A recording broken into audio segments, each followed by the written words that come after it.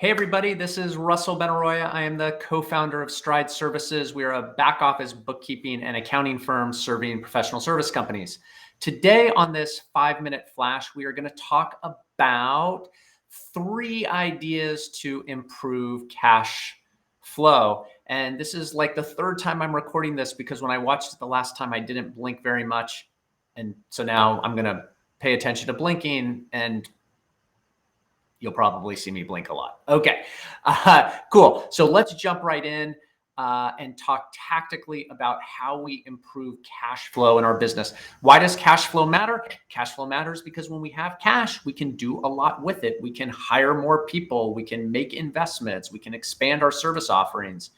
And just because your business may be profitable, if you're not collecting money from your clients on a timely basis, you're not going to have cash.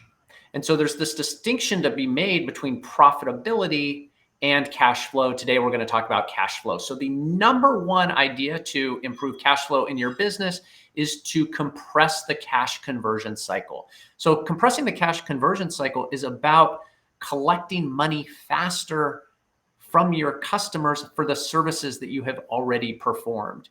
If you're performing a service, but you're not collecting for 45 or 60 days, you're essentially acting as the bank for your clients. And that's cash that you don't have to invest in your business. So ways to compress that cash conversion cycle might look like billing more frequently.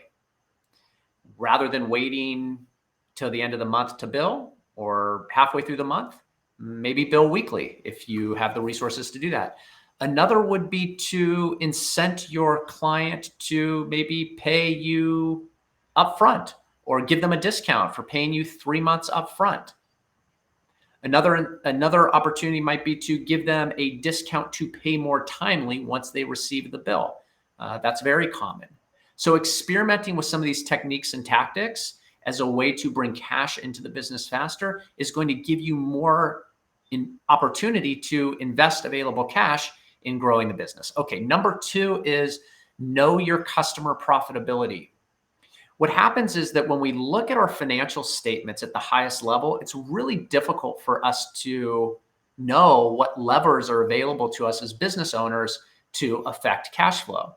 But if we get under the hood and we look at a customer level, is this customer profitable or not profitable, and why? We can start to make adjustments and take actions that will have an impact on cash flow.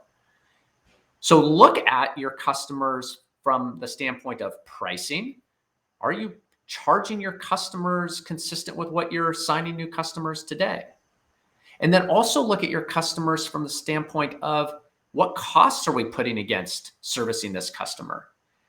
Well, there we open up the door of talking about time tracking and understanding what your labor is doing and how they're spending time on various clients to know, hey, is this customer profitable? And if they're not, what are decisions we need to take internally in our business to improve efficiency? Or what conversations do we have to have with the client to get into what I call a win for all situation? But you're only going to know that when you get under the hood to look at client level revenue and client level costs. And it's a very reasonable expectation to ask your accounting partner to be able to produce that analysis. It's something we do for our clients. Okay, and the third is expanding lifetime value of your customer or reducing churn. And the reason that I talk about this technique as a component of improving cash flow is that for those of you that have a recurring relationship with the client, recognize that you spent quite a bit of sales and marketing dollars to acquire that customer in the first place. And the last thing you want to do is have them leave the relationship with you when you haven't fully recovered those sales and marketing dollars and haven't realized all that bottom line profitability and cash flow that can come from ultimately keeping them in your stable longer.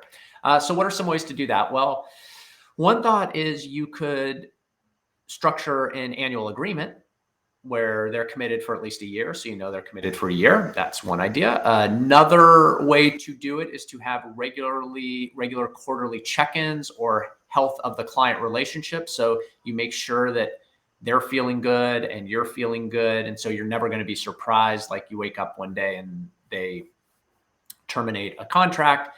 Another way to extend lifetime value is to continue to iterate your service, expand your service offering, which you need cash to do, right? So it all comes full circle. The more cash you have available in the business, the more resources that you can invest in the business, the stronger your service offering and the higher likelihood that your client stays with you. Okay, so in summary, compress your cash conversion cycle, know your customer level profitability, and extend lifetime value and reduce churn. I am happy to spend time talking about this with you if you'd like to discuss further or use us as a sounding board. Always interested in helping business leaders improve cash flow, because that is the path to freedom. Great talking to you. Have a great day. Looking forward to the next 5-minute flash. Have a good one.